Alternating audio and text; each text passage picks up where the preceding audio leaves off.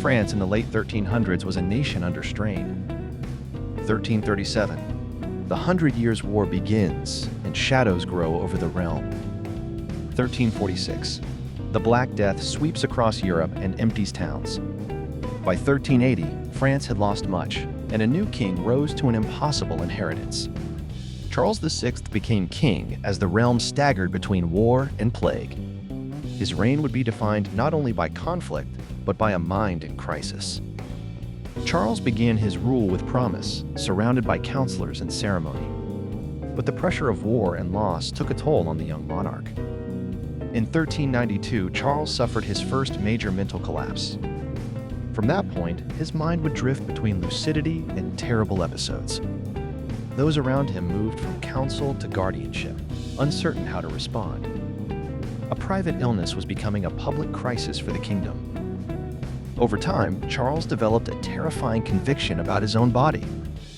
He came to believe he was made of glass and feared shattering at a touch.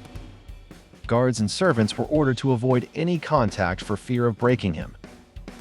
He wrapped himself and his limbs in layers, convinced of his fragility. These episodes were not simple oddities, but a disorder that undid a monarch's authority. The court watched, fearful and fascinated by a king who feared he might shatter. A vulnerable king invited rivals to step into the vacuum of power. Factional rivalries deepened, and the kingdom's governance splintered. Outside, enemies sensed weakness, and the war did not pause for illness.